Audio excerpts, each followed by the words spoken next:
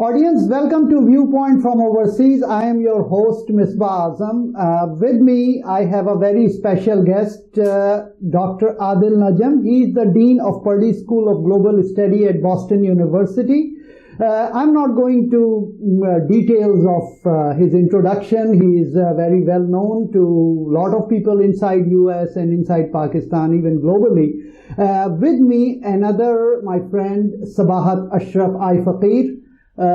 Sitting with me. We are going to talk to Dr. Adil Najam regarding Indian elections, regarding some kind of stuff going on in OIC. Then I would really like to talk some philosophical issue. In our Urdu show, he gave some very good understanding about how the situation going on vis-a-vis PTM, vis-a-vis some other internal problem of Pakistan. So, Sabahat, how about you start with Dr. Najam, and then I will pick it up. Well, are you sure that is safe, letting me set this table here?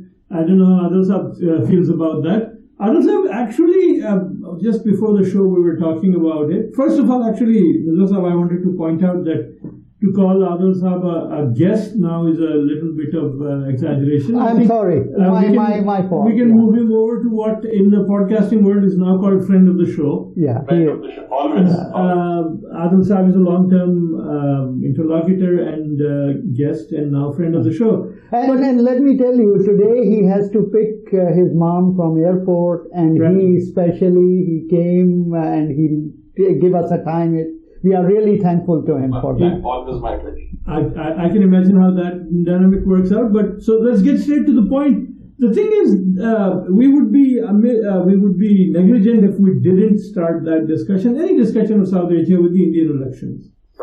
Both because they are major for the global situation, for India and what next for their republic. And of course, I don't know how much we want to get into it, but there is that undercurrent within the Pakistani context of, the two-nation theory, and that's what we were warning about, and why conditions in India for minorities, for liberals. Of course, when you get to liberals, it becomes a whole other situation, because, in fact, we might want to connect that to something like PTM and how the opposition and liberal voices are treated in both countries. Because the approach that the BJP and Modi Saab have had to liberal voices has been, I have to say, similar to how even Imran Khan Saab himself, especially before he came to power, and now the way the PTM is being referred to within the context. How do you see that connection? I mean, where are we as South Asia right now? Sabahat and Misbah Sahab, thank you very much. Now that I have been appointed or anointed a friend of the show, allow me to actually go to the beginning of the question and not focus as much on Pakistan. Modi's election is very, very central to what happens to Pakistan-India relations. But that's the least important of the implications of the way Mr. Modi won. Not only that he won, but the way and the numbers with which he won. And that is because even if he hadn't won, or even if his majority hadn't been that much, the tension between India and Pakistan and the relationship between India and Pakistan is at a place where it would have maybe been different, but not very, very different. Even a Congress government wouldn't have suddenly come and Pakistan-India relations would have flowered. What I think is much more important, and we can come back to that, but what is much more important is what it means for India. For India, this is an existential election. And depending on what your views are, that can mean in a very good way or in a bad way. But if you were thinking that, Mr. Gandhi's India had died many years ago, now the question is whether Mr. Nehru's India has also been buried. And Mr. Modi, if you look at his speech, the first speech right after the election, he kind of said that as much. Right? He kind of said people who talk about secularism should look at this election result as a clarion call. So the question is what it means for India and what it means for secularism. I hope it doesn't mean something as stark as what I'm imagining, but it is now very, very, very difficult for India, not Mr. Modi, for India to argue that it is a secular country. Could the you? type of majority who has voted for him, the type of majority, after that, if you believe in democracy, you have to say, they have said, we like what Mr. Modi did, we like what he stands for, and we want more of it. One more thing, and then I'll wrap up. Now, let me also expand the circle further. I think there is, and you alluded to this, there is a global implication. And I think that is being lost very often. Mr. Modi's election is not just Mr. Modi's election in India. Look at what's happening in the world. Right? Mr. Trump in the US. Look at the election in Brazil. Look at the election in the Philippines. Look at what's happening in elections all across Europe. Look at Egypt. Look even at Mohammed bin Salman. You are seeing the rise of a certain breed of strongmen leaders.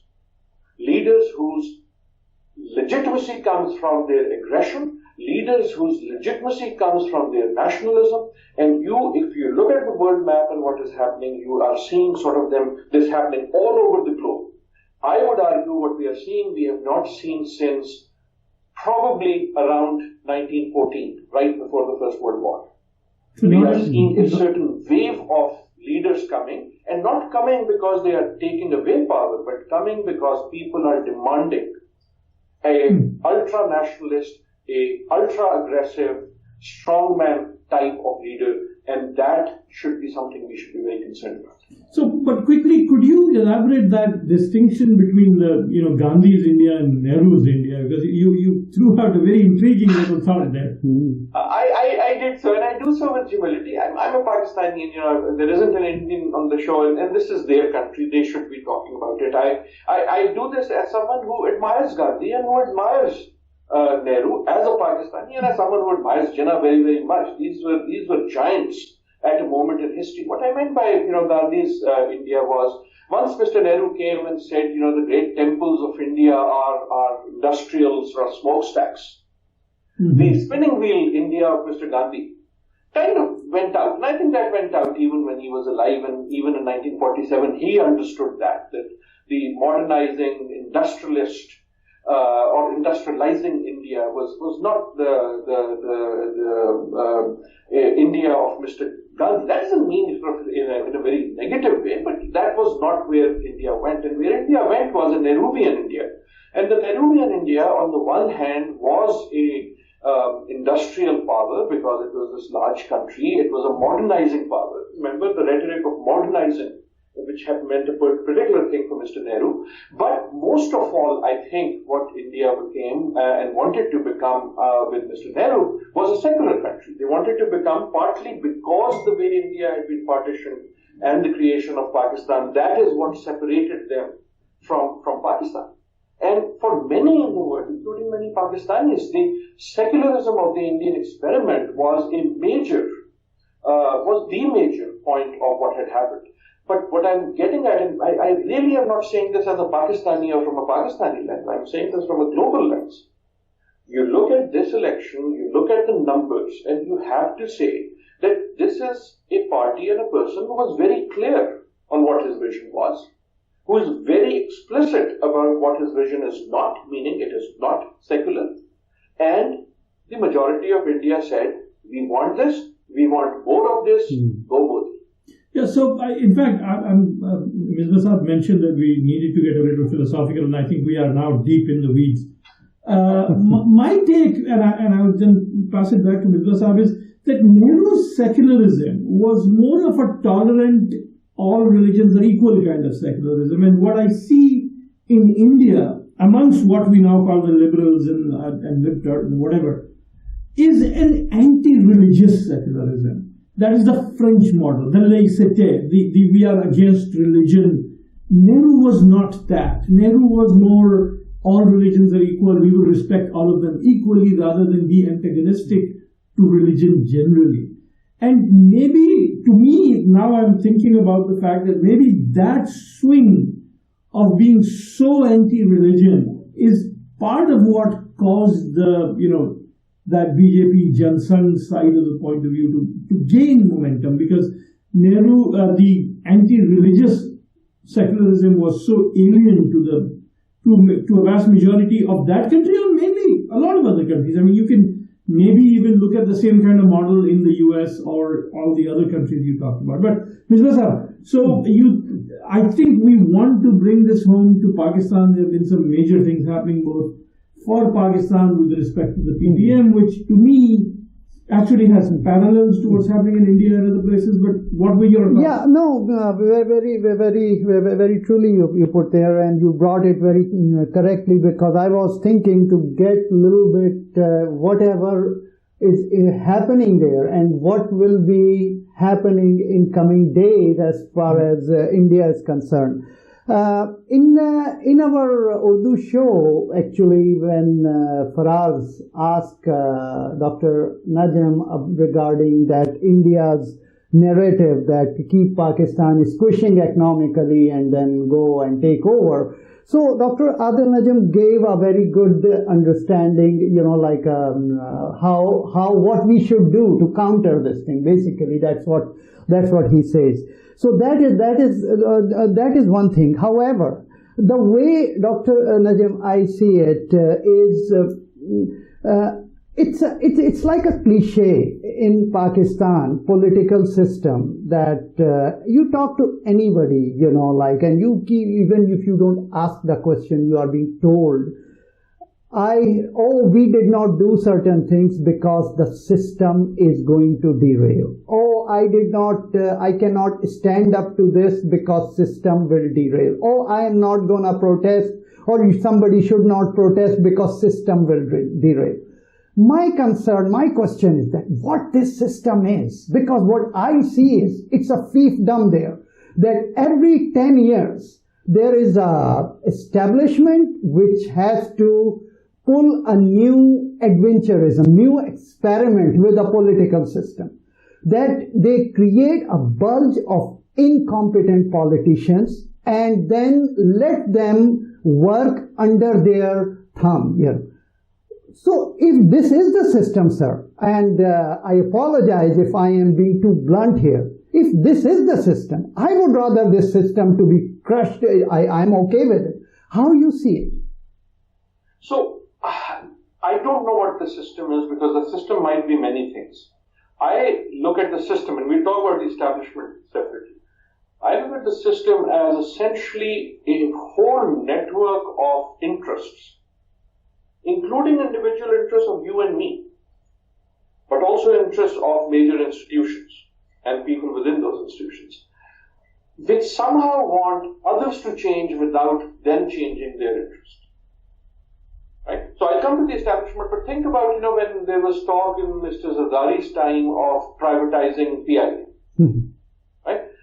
Anyone who's flown on PIA will realize, whether you like privatization or not, at least at that time, even now it's slightly better, but only very slightly, that it had serious problems. As soon as that happened, suddenly you got this wave of who will lose jobs, and pilot striking, and crew striking, and this and that. But the whole nation got sort of after that and lost sight of the major thing, which is that we needed to do something about PIA. Now I'm saying this PIA, maybe I've messed up the metaphor, but now expand this to the whole country. Whenever anything happens, everyone is for trying to find a solution as long as it doesn't affect them. Right? And if you think about what's happening right now, one of the things that pains my heart is the type of vilification that is happening with Justice Faizi. It's not about not having accountability, but this is very clearly not about accountability. Right? And you see this happening again and again, sort of this politics by vilification, including of the establishment itself. Everyone seems to be throwing eggs at everyone else, and depending on how strong you are, you try to crush someone else or not. There is no healing, there is no dialogue in the country that I can see where people are trying to say, okay, how do you solve this? How do you sort of bring down the temperature? There is this boxing match where there is this sense that someone has to throw down someone else. And that brings me to the point that you had made, that every 10 years there is this experiment. And in some ways I think you are right. But to look at it simply that there is this quote-unquote establishment, which now I don't even know exactly what it is. A major part of that is the military. A major part of that is the bureaucracy. But if you say to me, who in the military? Is it, the chief only? Is it the intelligence agencies? Is it the permanent bureaucracy? It's all of those at various points, like a blob. But the point I'm making is that it is certainly that, but this 10-year itch also comes from the fact that we cannot we make the perfect the enemy of the good. That when things are working or trying to work, we, meaning the citizen, and meaning the political class, don't let good enough be good enough. We still find faults. Yaar, ye to perfect aisa nahi hai, and this happens in Japan like this. Why can't it be like this? So political systems have to be, by definition, less than perfect. As long as they are good, and as long as they are good enough, and there is constant desire to improve them, you do not give space to the outside establishment to come and overthrow it. So if, for example, what you are alluding to happens now, right, who would be to blame? I think, let's say tomorrow there is a military regime that comes back, right? Let's be open about it. Let's say the danger is that they come in and take control, as we've seen in Pakistan before. If that happens, first of all, what would be the reaction of the country? Unfortunately, I think, like many previous times, they'll say, there wasn't stability, so let's live with it. Second, if you really want to think about where the blame was, certainly the usurper would be blamed. But would we not blame our political classes for having lost the opportunity in 3 successive political governments to build the political capital of democracy? Would we not put blame on the same media that is being squashed right now to have turned the dialogue into a circus rather than a dialogue into strengthening democracy? So I'm not trying to defend anyone. What I'm saying is we are in a mess, and the mess really is that I do not see any force out there that is trying to strengthen democracy.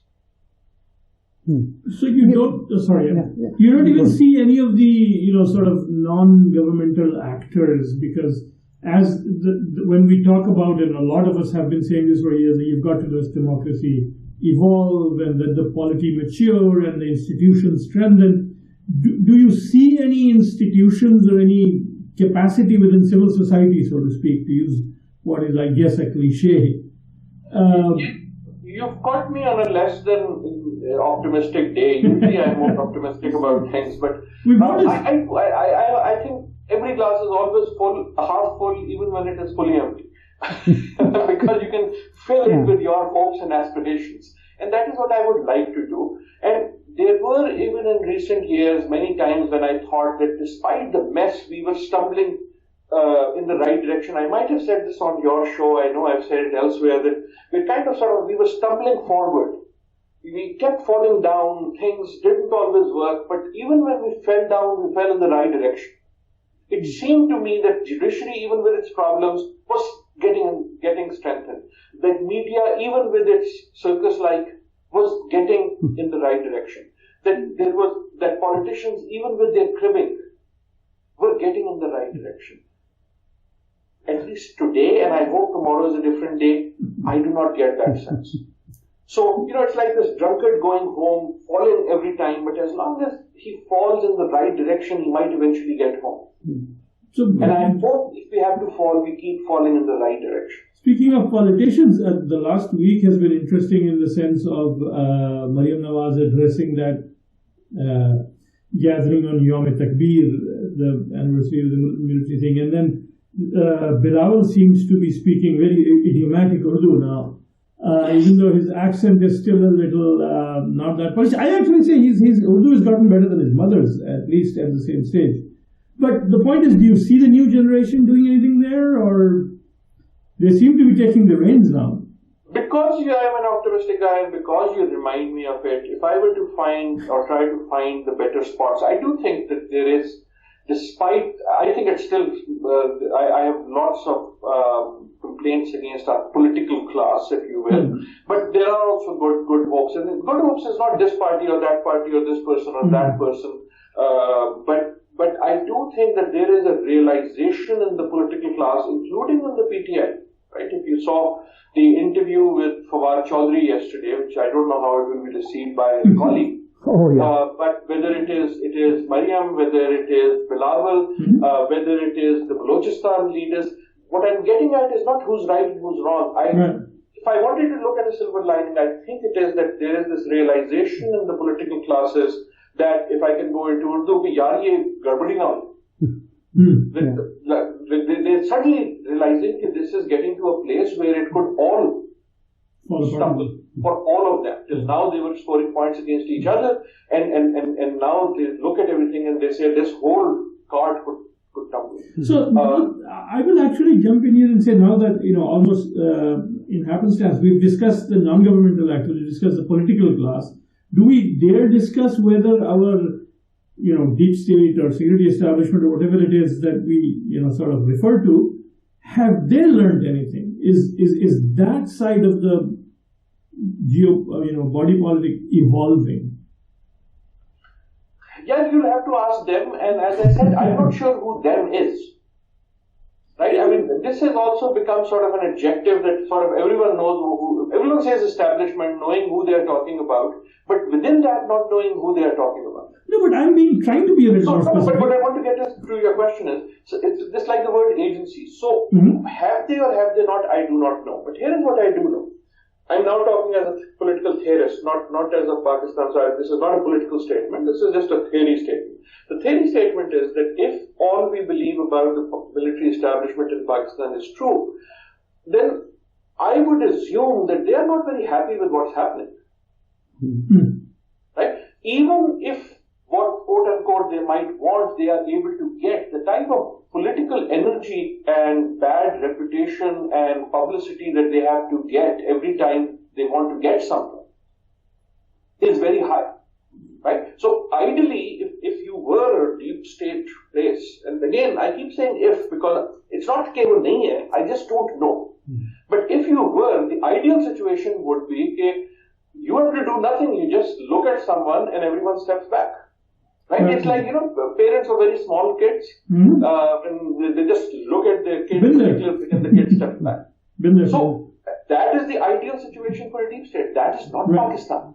Pakistan, every time something is done, there is backlash on social media. Now there is backlash from the opposition, and sometimes there is backlash from the reigning government. So, I think that they also, I hope, are seeing the same thing that the politicians are. Ki yaar ye ulta hi na hoye. So that's a good news, right? So we seem to be stumbling in the right direction, at least in that aspect. Yeah. Just to finish it up, I would just kind of continue, basically connect what you are kind of asking. So, Dr. Najam, you mentioned that the failures of different institutions, like a political and other institutions. There are certain things, and where I see the real problem here, and this is the last question, so that Dr. Saab can leave. We already took a lot of time from him. First thing which I'm very confused with, that if I see the history of, I grew up in Pakistan, and like I know the history, may not be as good as I should be, but the thing is that I read it and I see it, how things are going there. That overall the politicians' role when they are in power is very, very limited. Even now you can see it. And going back to Fawad Chaudhry's statement, Fawad Chaudhry always surprises me. He's an interesting guy. And what he says, although he was putting it in a different way. He was saying that always military was put on the top, and that was giving a bad name to the country. However, the PTI government is giving the civilian face, quote unquote, something like that. He was talking in Urdu, so of course I'm just translating it what I can see. But the thing is that this is here I started thinking about it. Is he saying that actually military is controlling, and which is to large extent is correct? Look at it. Who is running the foreign policy to large extent? Look at the last ISPR's Director General's presser. He was talking on education policy. He was talking on foreign policy. He was talking on economic policy. And and he's even telling the media that whom they can talk, whom they cannot talk. Looking into that thing, looking into all this scenario, are we getting into some kind of military-ruled, de facto military-ruled country where, you know, military will decide what to talk on media, and I am just to avoid this confusion of quote-unquote establishment here, I am saying military, the security establishment, who is in front, because I never saw bureaucrats standing there and giving the pressers. It is always the military people. So, knowing all this thing, knowing what Fawad Chaudhry said, where are we heading at? Is it the place we are going at? And then my last point would be how we can survive in such what do you call competitive situation where India is growing. Although India, there is the religious troubles over there, and would cause a lot of trouble for them, but let's assume it is not happening now to that extent. Then troubles in US and Iran, then Afghanistan. Where we are heading at, I don't see too much hope there. Misbah Azam, lots of issues there. I won't go into all of them, but your big questions, where are we heading and who's in control? Sachi baat, honest answer, I do not know where we are heading, and I actually have a feeling that no one knows where we are heading, and that is what makes everyone in Pakistan uncomfortable. And when I say everyone, I think it certainly includes our politicians, and it may also include our military. And that leads me to the answer to the second question, which is who's in control. Looking at the situation just as a political theorist, I don't think anyone is in control.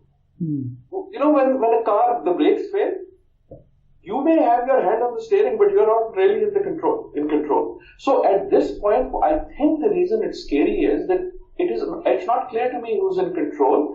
There are various players, and some have more power, and certainly the military does.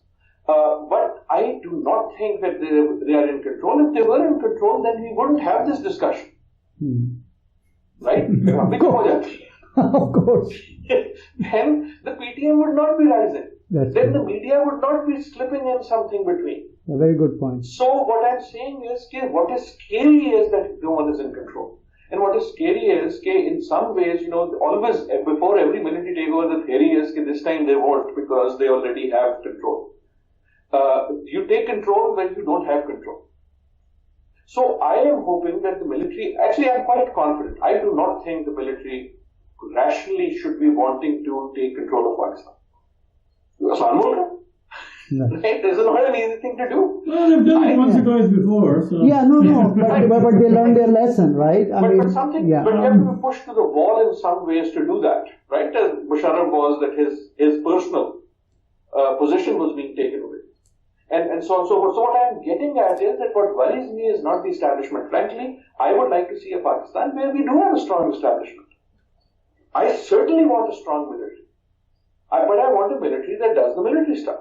And I want politicians who are good at the politician stuff. I do not think it's as simple as one wanting to do the others. I think it is I don't think we are in chaos, but we are in a chaotic situation. And what happens in chaotic situations is that everyone is looking at each other, because we do not have those answers. So I think what, for example, you know, the view taken sometimes naively in Washington is that the military runs Pakistan. I don't think it does. I think even if they want to, there is no evidence that they are able to. Yeah, so ladies and gentlemen, you heard Dr. Adil Najam. There are a lot to talk. Of course, thank you very much, Dr. Najam, and you gave us time, and we will be hoping that the way this time I bothered you, next time you will not stop picking my telephone. You will still be picking my telephone.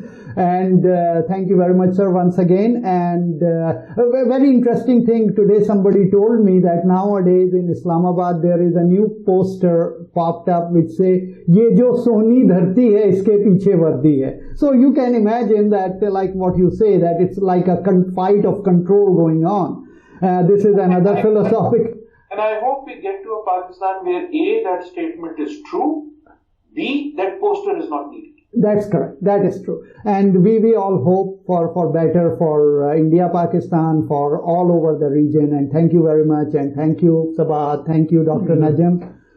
We will be back next week, same time, same channel. Thank you very much. And this is your host, Misbah Azam. You are watching Viewpoint from Overseas.